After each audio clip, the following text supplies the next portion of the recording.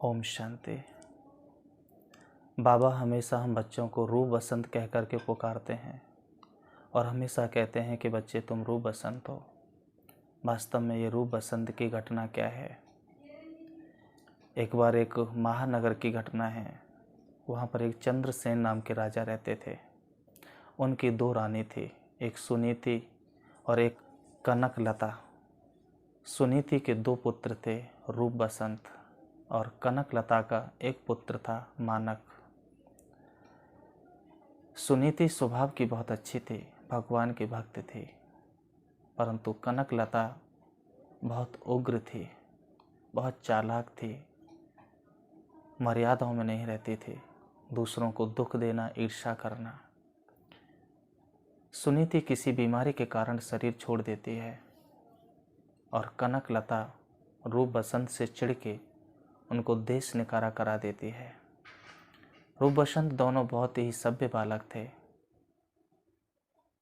जब वो नगर से बाहर जा रहे थे तो रूप ने बसंत को कहा कि भैया किसी को भी नहीं पता चले कि हम राजा चंद्रसेन के बच्चे हैं, नहीं तो बाप का नाम बदनाम हो जाएगा। दोनों बहुत ही साधारण रूप में और धीरे से निकल गए। जो भी गांव पड़ता था वहाँ रुकते थे, मजदूरी करते थे। लोग जब उनसे मजदूरी कराते थे तो उनके हाथ पैरों को देख कर के अनुमान लगाते थे कि कोई साधारण बालक नहीं है।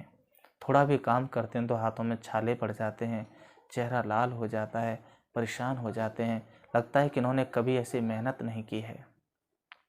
कोई भी उनसे पूछता था तो वो एक ही चीज़ कहते थे, नहीं हम तो साधारण हैं, मजदूर हैं। बहुत समय तक ऐसे धंधा करते थे, पेट भरते थे। एक बार रूप ने बसंत से कहा कि अभी हम कहीं बड़े बड़े शहरों की तरफ चलते हैं, यहाँ से ठीक गुजारा नहीं हो पा रहा है। दोनों लोग और दूसरे काम की तलाश में निकल पड़े।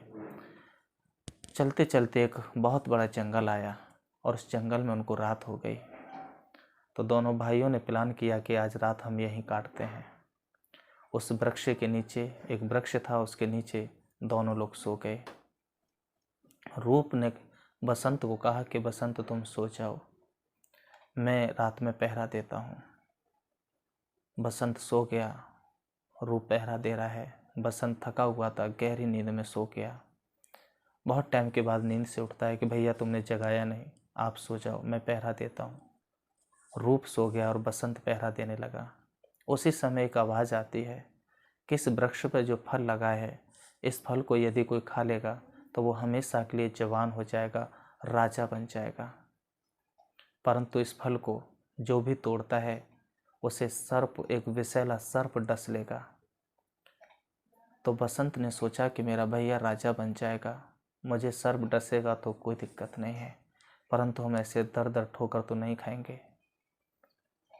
बसंत ने फल को तोड़ लिया और रूप, अपने बड़े भाई रूप को जगाया कि भैया भैया उठो, बहुत सुंदर स्वादिष्ट फल हैं, मैंने तो बहुत सारे खाए हैं, एक फल बचा है, ये आप खा लो। और भैया उठ कर के वो फल खा लेता है। थोड़े समय के बाद ही एक विषैला नाग आता है और बसंत को डस लेता है।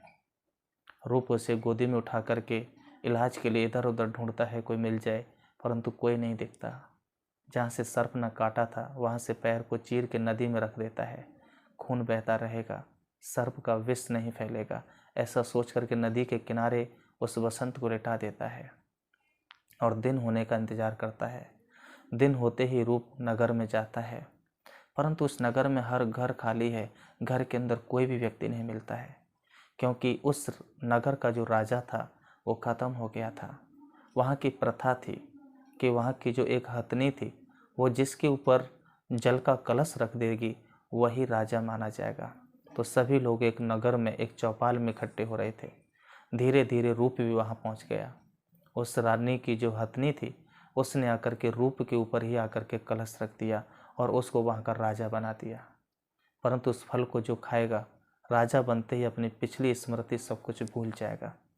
तो रूप सब कुछ भूल गया कि मेरा भाई बसंत कौन है, कैसे पड़ा है, और वो राजा बन गया।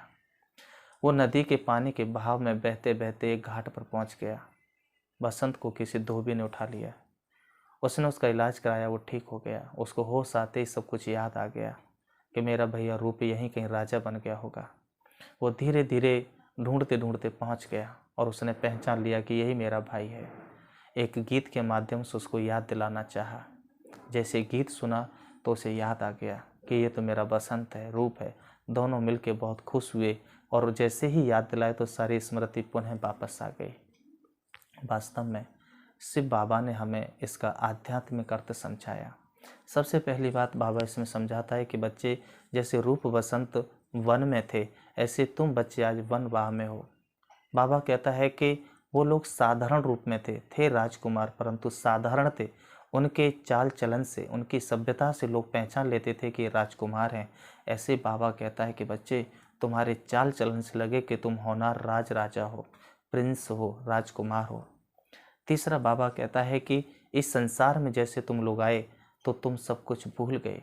5000 वर्ष पहले तुम राजकुमार थे, सतयुग के प्रिंस थे, 16 कला संपूर्ण निर्विकारी देवी देवता थे, परंतु तुमने सब कुछ भुला दिया। तो बाबा हमें पुनः वो स्मृति दिलाता है और स्मृति दिलाते ही पुनः वो हमें याद आ जाती है। इसलिए बहुत सारी आध्यात्मिक बातों का अर्थ बाबा ने हम सब बच्चों के अंदर देखा। तब उस प्यार से बाबा हम बच्चों को कहता है कि बच्चे तुम रूप और बसंत हो। तो रूप बसंत जैसे बाबा कहे तो हमें सारी स्मृति आए कि हमारे चाल चलन से पता चले, और बाबा ने जो स्मृति दिलाई है उस स्मृति में हम एकदम खो जाएं कि वास्तव में हम एक राजकुमार, एक राजा के पुत्र थे। हम सतयुग के फर्स्ट प्रिंस और प्रिंसेस थे। ओम शांति।